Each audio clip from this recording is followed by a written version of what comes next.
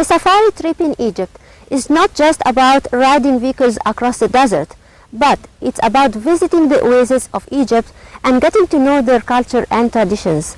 There are similarities between the four main oases of Egypt, but only one stands out and differs from any other place in the Nile Valley.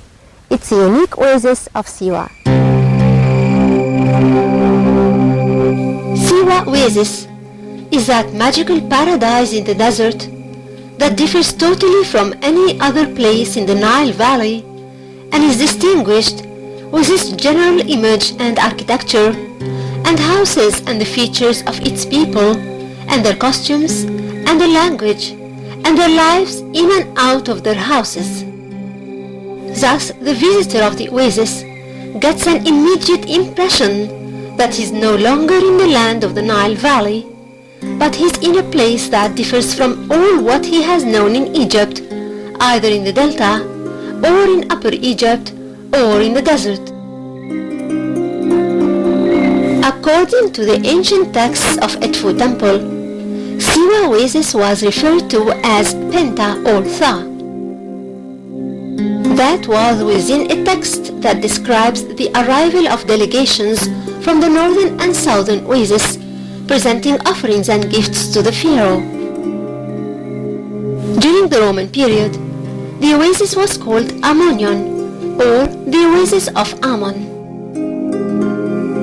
In Kitab al-Bildan, an Arabian historian called Al-Arabi al-Yaqubi referred to a barbarian tribe called Tiswa, and in the 11th century, the Arabian geographer Al-Idrisi mentioned in his book a small town called Centria, with a Muslim priest or sheikh leading its people in prayers, and inhabited by a mix of barbarian tribe and Bedouins.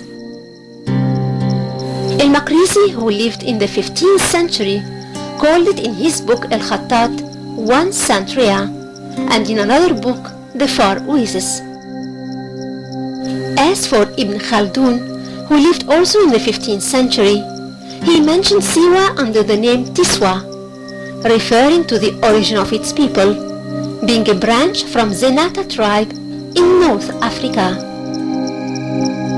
The information about the history of Siwa in the past is so little and covered with mysticism, but it's known that during the Old Kingdom, the land west to the Delta was inhabited by people called by the Egyptians El-Tahenu.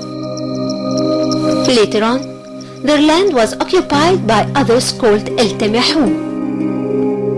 They inhabited the desert land of the west and often immigrated when water was scarce to Siwa or El-Bahariya or El-Farafra oasis, or advanced towards the sea coast. Ever since the first dynasty started, we find references to the inhabitants of the west who lived in the land of the olives. They came to Egypt as immigrants and not invaders, but their big numbers was a threat to the safety of the country. So the kings fought them and forced them to retreat backwards.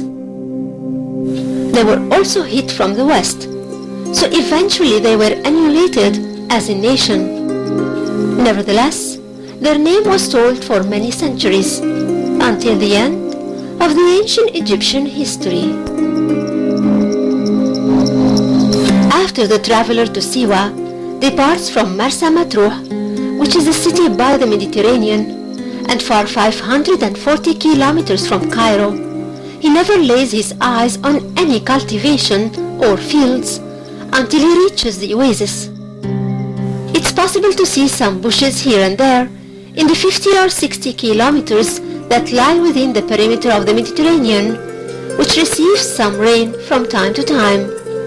But once the ascending of the hill starts, he encounters nothing but barren desert, until he arrives to the depression itself. Then his eyes would shine with a vision of the tall palm trees of the oasis. Caravans used to travel 8 or 9 days in that path, and we can imagine the delight and joy the travelers felt when they found themselves close to the springs, with its fresh water and the palm trees' gardens. The highest parts of the hill reaches 240 meters above sea level, but the ground of the oasis itself is 18 meters below sea level. The length of Siwa depression from east to west is 82 kilometers and starts from El Maraki in the west and ends in El Zaytun village in the east. As for the breadth, it's almost 9 kilometers in the west and reaches 26 kilometers in the east, and it gets narrow in the middle. The inhabitants of Siwa oasis live mainly in the city of Siwa, which lies almost in its middle, and the rest of them live in the villages remote from each other, the most important of which are El Maraki and Khamisa, and Abu Shruf and El Zaytun and Bahay El Din. In the midst of the oasis, there are 4 salt lakes. The largest and the most famous of them is El Zaytun Lake, and it starts close to the foot of El Dakrur mountain and goes west for 25 kilometers. Its breadth reaches 5 kilometers. The other 3 are El Maasir Lake in the northeast, and Siwa Lake west to Shali city, and El Maraki Lake in the west. In addition to the lakes, there are water springs that are more than 220 in number. There are wells with bubbling water coming from under the ground. In other words, it's stable water. These springs are called Roman springs, and their depth reaches 4 meters to 15 meters or more, and their diameter's width is between 10 to 25 meters. The total production of water of these springs is 185 square meters daily. In spite of the fact that Siwa oasis is located in the middle of the desert, away from the areas where rain falls, close to the Mediterranean, yet one of the most important problems that endangers the oasis is the abundance of water. The table water of Siwa is the water that comes out of natural land reservoirs and lies on different levels between one layer and another. The water source of the springs of Siwa mostly comes from the limestone layers from the Mesolithic age. The thickness of this layer is between 256 meters to 100 meters. The water accumulates in the gaps that happened as a result of the melting of the limestone layers as a result of cracks that occurred after earthquakes.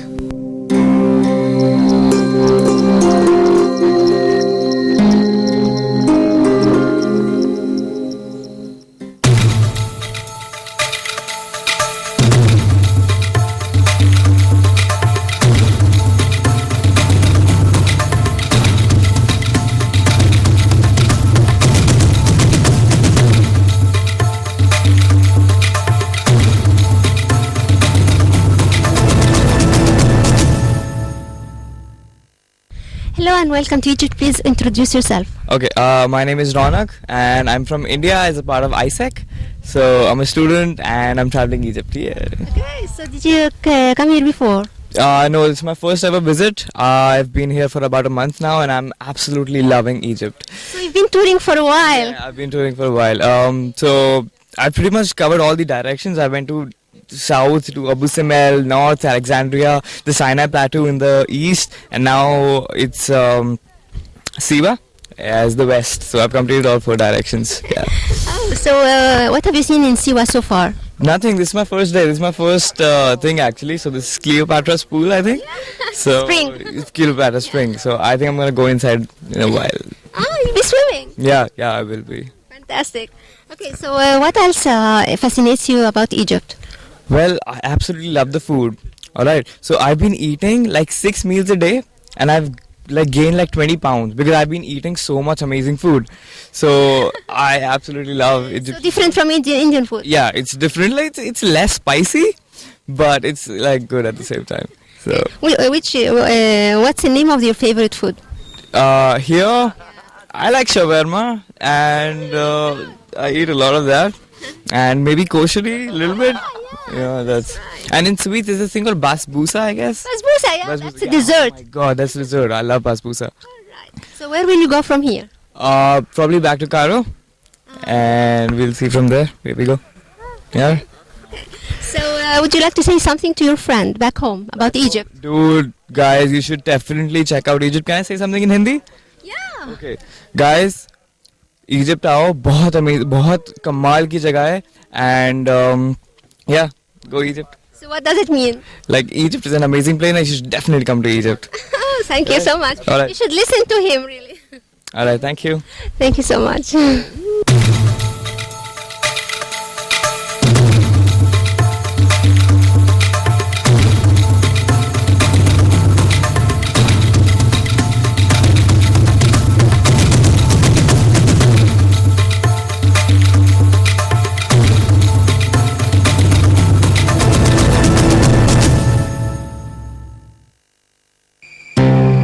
The ancient center of Siwa city during the pharaonic and Roman periods lies in Ahurmi, circling the massive rock there, above which the famous temple of the Oracle of Ammon was constructed. The houses of the natives were scattered all around it, and beyond doubt, there were other chapels dedicated to Ammon and maybe other gods, but they were either destroyed or not found yet. Ahurmi's hill was surrounded by a high wall set at the foot of the mountain and too difficult to be climbed. On top of the wall, there used to be some openings and small triple windows in the style of two windows topped by a third in between them. These windows enable those inside to guard and watch what happens outside. Unfortunately, the walls didn't prevent the dramatic events that happened in a continuous way. According to Siwa's manuscript, which records the local history of Siwa, the barbarians and the Arabs raided the city continuously and assaulted the Syrians and destroyed Agurmi. The severe raids caused the number of the oasis inhabitants to decline until they became 40 men belonging to 7 families. They decided to leave their endangered village, which was invaded on a regular basis, and chose a new location to build a fortified village above a mountain that would give them the protection they need from their enemies and help them feel safe. That new location was nothing but the current city of Siwa or its ruins. It was constructed in 1203 AD and they called it Chali, which simply means the city. The hill of Chali was primarily used during the pharaonic and Greek and Roman periods as a cemetery and a quarry. The 14 men built their houses on the hill's sides and surrounded it with walls. In its northern side, they made one entrance to ensure the immunity of the city and the efficiency of its defense. That gate still exists, and it's called El Bab Chal, or the city's door. In 1820, the troops of King Muhammad Ali arrived to Siwa and subdued it to the government authority. Since then, the Bedouins' attacks stopped and the Syrians felt safe, so they started to build some houses at the foot of the hill and also close to gardens. In 1926, heavy rain fell on the oasis for 3 days continuously. This resulted in the collapsing of many of Shali's houses and the rifting of the rest. So the rest of the inhabitants left their old houses and built new ones at the foot of the hill out of the walls, using the same doors and windows and palm trees trunks which they could salvage from their old houses. Since antiquity, until 80 years ago, the cultivated areas in Siwa were scattered and unattached. Around each spring, there were some gardens and cultivated lands called hataya. Each hataya's area was from 3 to 180 acres. Since the 40s, deep digging operations started.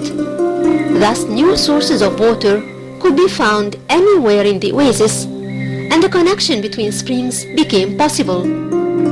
Hence, the cultivated area increased. Now, it has reached 12,000 acres of land. The most important trees that grow in the gardens are palm trees and olive trees. They are the main sources of income to the oasis. The oasis production of dates has reached 13 tons a year. As for olives, it's 14,000 tons a year. The language of the inhabitants of Siwa Oasis is North African barbarian language, and it's called the Amazigh, and in Siwa called the Siwian. It isn't a written language in Siwa, although its alphabetics were found in other areas in North Africa and on some ruins in Siwa.